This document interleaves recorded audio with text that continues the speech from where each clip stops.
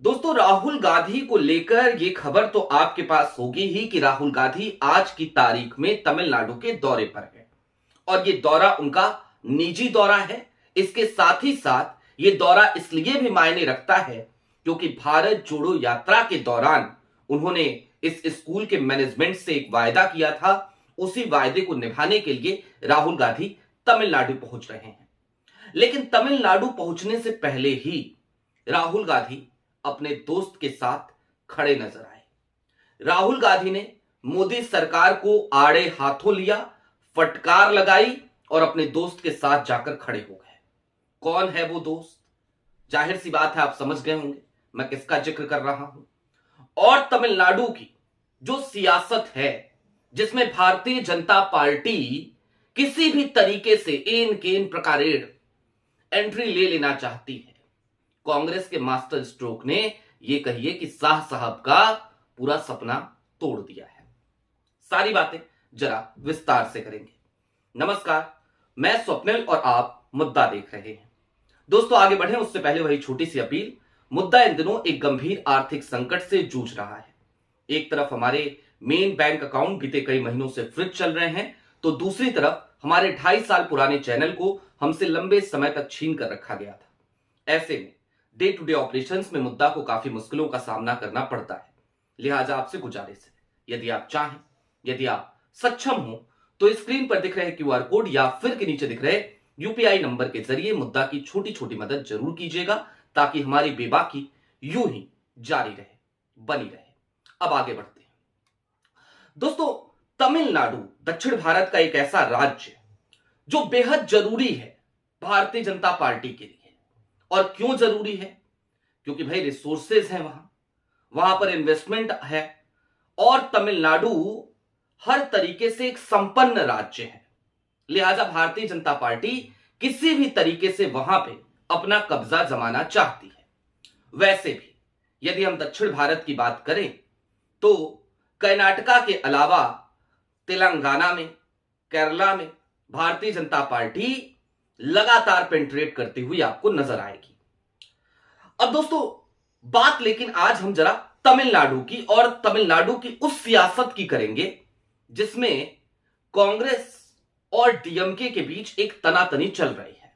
और इसी बीच में एक नई पार्टी है, उसने भी एंट्री ले ली है। आप सब जानते हैं, हम बात कर रहे हैं टीवीके की। अब टीवीके के प्रमुख यानी कि थलापति विजय, एक्टर विजय, अभिनेता विजय, दरअसल अमित शाह बीते दिनों जब तमिलनाडु के दौरे पर थे तो भारतीय जनता पार्टी की कोर ग्रुप की मीटिंग चल रही थी और उस बीच मीटिंग अमित शाह ने टीवीके के साथ गठबंधन की संभावनाओं को तलाशने की बात कही। सोचिए, अमित शाह, अगर अमित शाह ये कह रहे हैं तो आप बेहतर तरीके से जानते हैं कि वो अगर इस बारे में सोच रहे हैं कि टीवीके के साथ, विजय के साथ गठबंधन करें, इसका मतलब एक बड़े प्लेयर के तौर पर, एक बड़े सियासी प्लेयर के तौर पर थलापति विजय आज नजर आते हैं तमिलनाडु में। उनकी अपनी एक फैन फॉलोइंग तो है ही, वो अलग बात है। दूसरा, तमिलनाडु का जो अब तक का सियासी सफर रहा है, उसको अगर गौर से देखें तो आप ये पाएंगे कि फिल्म जगत से और खास तौर पे तमिल फिल्म इंडस्ट्री से निकले हुए लोगों को वहां पर सियासत में गजब की सफलता मिलती है। जाहिर सी बात है, थलापति विजय ऐसा ही एक अध्याय लिखने जा रहे हैं।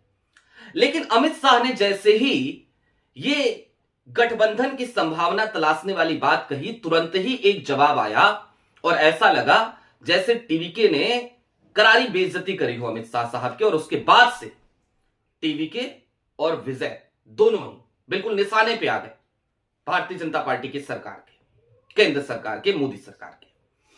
क्या कहा टीवीके ने? टीवीके ने सीधे तौर पे यह कहा कि कांग्रेस हमारी स्वाभाविक गठबंधन है, हमारा कांग्रेस के साथ स्वाभाविक गठबंधन है। अब सोचिए, कांग्रेस का वहां गठबंधन डीएमके के साथ है, लेकिन टीवीके ने यह बात कह दी। दूसरी तरफ कांग्रेस में प्रवीण चक्रवर्ती जैसे लोग, शशिकांत सेंथिल जैसे लोग, वो खुद ये चाहते हैं कि कांग्रेस टीवीके के साथ गठबंधन कर ले, जीत की संभावनाएं बहुत ज्यादा बढ़ जाती हैं और ऐसे में जिस तरीके से अब तक एमके स्टैलिन के साथ तनातनी चल रही है और जिस तरीके से कांग्रेस को छोटा भाई बनकर वहां रहना पड़ रहा है, कम से कम वो स्थिति नहीं आएगी। टीवीके के साथ सम्मानजनक तरीके से गठबंधन हो जाएगा। अब इसका एक इशारा आज राहुल गांधी ने खुद दे दिया। राहुल गांधी ने एक ट्वीट किया, आपकी स्क्रीन पर राहुल गांधी का वो ट्वीट है। राहुल गांधी ने ट्वीट के संदर्भ में किया, आप ये भी जान लीजिए। थलापति विजय की आखिरी फिल्म है जननायक, जिसे हिंदी में जन नेता टाइटल के साथ रिलीज होना है, और यह फिल्म 9 जनवरी को रिलीज होने वाली थी, नहीं हो पाई। क्यों नहीं हो पाई? सेंसर बोर्ड ने अनुमति ही नहीं दी, सर्टिफिकेट ही नहीं दिया। यह आपको अच्छे से पता होगा कि दरअसल जो हालात है ना भारतीय जनता पार्टी के, मोदी सरकार के, वो एन केन प्रकारेण किसी भी तरीके से कैसे किसी को सप्रेस किया जाए उसकी कोशिश में लगे रहते हैं। तो थलापति विजय चूंकि अमित शाह का ऑफर स्वीकार नहीं कर रहे, तो ऐसे में उनको किस तरीके से सप्रेस किया जाए, तो उनकी जो आखिरी फिल्म है, जिस फिल्म के साथ ही उन्होंने इस बात का ऐलान कर दिया था कि अब मैं सिर्फ और सिर्फ राजनीति करूंगा तमिलनाडु की बेहतरी के लिए, मैं अब सियासत में कदम रख रहा हूं तमिलनाडु की बेहतरी के लिए, और इसके बाद मेरा फिल्मी दुनिया से कोई लेना देना नहीं होगा, इसके बाद मैं फिल्मों में काम ही नहीं करूंगा, मैं सिर्फ तमिलनाडु के लिए काम करूंगा। उनकी फिल्म को रोका जा रहा है, सेंसर सर्टिफिकेट नहीं दिया जा रहा है, और इसको लेकर राहुल गांधी ने तमिलनाडु पहुंचने से पहले ही आज की तारीख में थलापति विजय का उन्होंने नाम नहीं लिया, लेकिन फिल्म का नाम लिया और बाकायदा कहा कि तमिल आवाजों को सप्रेस ना कीजिए, ये तरीकेकार ठीक नहीं है। और लोकतंत्र क्या होता है? वही तो होता है जहां पे असहमत आवाजों को भी जगह मिलती है, असहमत आवाजों को। भाई ठीक है, केंद्र में मोदी जी हैं, प्रधानमंत्री हैं हमारे, लेकिन अगर हम असहमत हैं तो हमारी आवाज को जगह तो मिलनी चाहिए, यही तो है लोकतंत्र। लेकिन अच्छा, इसके साथ ही साथ देखिए ये सब कुछ कोइंसिडेंस, ये देखिए अभी विजय कल की तारीख में तमिलनाडु से दिल्ली आए थे, चेन्नई से दिल्ली आए थे। क्यों आए थे? आपको याद होगा उनकी रैली में एक भगदड़ हुई थी, उस भगदड़ के बाद सीबीआई जांच हो रही है उसकी, और उस सिलसिले में सीबीआई ने तलब किया था विजय को। अब ये दौर शुरू हो गया है विजय के साथ, क्योंकि विजय की पार्टी ने सीधे तौर पे कहा कि कांग्रेस जो है वो हमारा स्वाभाविक सहयोगी है, उसके साथ हमारा नेचुरल गठबंधन है, नेचुरल अलायंस है। अच्छा, अब कांग्रेस का मास्टर स्ट्रोक क्या है, जरा उस तरफ चलिए। दोस्तों, डीएमके से बार बार बात करने की कोशिश कांग्रेस कर रही है, लेकिन वो कोशिश ऐसा लग नहीं रहा कि सफल हो पाएगी। दरअसल 38 सीटें मांग रही है कांग्रेस, और डीएमके चाहती है कि नहीं, आप 30 से भी कम सीटें लीजिए। पहले 32 तक का खींच-खाच के ऑफर दिया था, अब 30 से भी कम लीजिए। इस तरीके से कांग्रेस को गठबंधन में सप्रेस किया जा रहा है तमिलनाडु में। दूसरी तरफ उन्हीं जगहों से आने वाले शशिकांत सेंथिल जैसे नेता हैं, प्रवीण चक्रवर्ती भी हैं जो बड़ी बारीकी से डेटा को समझते हैं।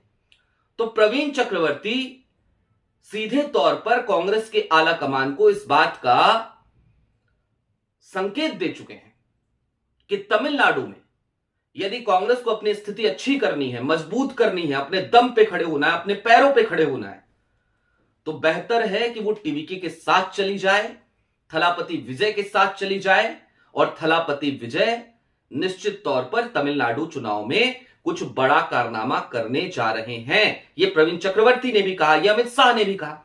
अमित शाह भी गठबंधन की संभावना तलाश रहे थे भारतीय जनता पार्टी की कोर ग्रुप की मीटिंग में, और प्रवीण चक्रवर्ती भी सेम बात कह रहे हैं, शशिकांत सेंथिल भी यही कह रहे हैं। अब चलते चलते एक बात और समझ लेते हैं। मैं बार बार राहुल गांधी का दोस्त क्यों कहता हूं थलापति विजय? ये दोस्ती कोई आजकल परसों की नहीं है। 2009 का साल था, तब राहुल गांधी और थलापति विजय की पहली मुलाकात हुई थी। उस समय थलापति विजय को 2009 के लोकसभा चुनाव में कांग्रेस में शामिल होकर चुनाव लड़ना था। सारी बातें लगभग तय हो चली थी, लेकिन अपनी कुछ कमिटमेंट्स थे विजय के, फिल्मी दुनिया को, फिल्मी जगत को, उनकी कुछ फिल्में बाकी रह गई थी। तो उन्होंने कहा कि मैं जब भी सियासत में आऊंगा, उन्होंने अपना प्लान ड्रॉप कर दिया। उन्होंने कहा मैं जब भी सियासत में आऊंगा फुल फ्लेज आऊंगा, उसके बाद सिर्फ सियासत करूंगा, सिर्फ राजनीति करूंगा। और वो समय अब आया है 2009 के बाद। अच्छा, थलापति विजय और राहुल गांधी, करूर भगदड़ के बाद राहुल गांधी ने पहले थलापति विजय को ही फोन किया, उनसे ही जाना हालचाल, उनसे ही पूछा, दुख जताया। दूसरी तरफ थलापति विजय की तरफ से भी ऐसा नहीं है कि वन साइडेड कम्युनिकेशन चल रहा है, एक तरफा प्यार चल रहा है राहुल का विजय के लिए या विजय का राहुल के लिए।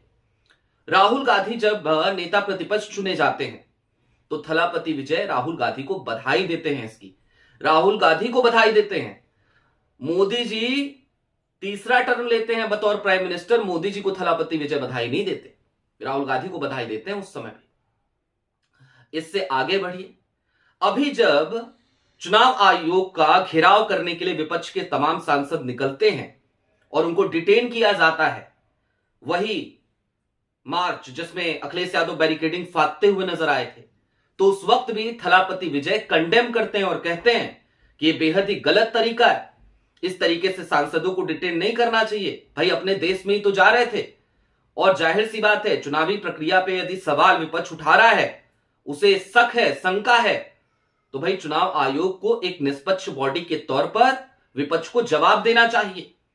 यानी कि राहुल और विजय दोनों लगभग एक जैसी ही बातें कर रहे हैं, दोनों की आइडियोलॉजी एक सी है, दोनों आइडिया ऑफ इंडिया में भरोसा रखते हैं, दोनों नेहरू, गांधी, अंबेडकर की विचारधारा को मानने वाले हैं।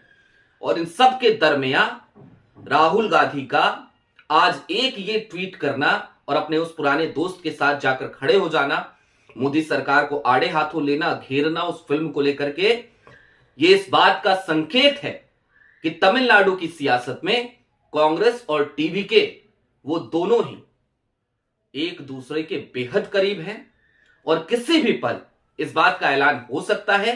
दूसरी तरफ राहुल गांधी तमिलनाडु के दौरे पे जा रहे हैं, तो जाहिर सी बात है इतना समय वो निकाल सकते थे कि डीएमके से जाकर के बात कर लेते, एक छोटी सी मीटिंग कर लेते, लेकिन नहीं, राहुल ने इस मीटिंग को इग्नोर किया। राहुल की तरफ से सीधे तौर पे कह दिया गया कि ये निजी दौरा है और मैं सिर्फ और सिर्फ सेंट थॉमस स्कूल के मैनेजमेंट को जो कमिटमेंट मैंने किया था कि मैं आऊंगा, उसकी वजह से आ रहा हूं, सिर्फ स्वर्ण जयंती समारोह में मैं भाग लूंगा, वापस आ जाऊंगा। बहरहाल शाह साहब का सपना यदि टीवी के साथ वो चले जाते तो निश्चित तौर पर वो कहीं ना कहीं पूरा होने की दिशा में बढ़ चला होता। लेकिन आज की तारीख में विजय और राहुल गांधी के इस जुगलबंदी से, कांग्रेस के इस मास्टर स्ट्रोक से शाह साहब का यह सपना कि तमिलनाडु का किला वो फतह कर लेंगे, वो सपना टूट चुका है। आपकी क्या राय है कमेंट बॉक्स में जरूर बताइएगा। अभी के लिए दीजिए इजाजत। चलते चलते फिर वही अपील, चैनल पे नए हो तो सब्सक्राइब करते हुए जाइएगा, सक्षम हो तो मुद्दा की छोटी छोटी मदद जरूर कीजिएगा। बहुत शुक्रिया।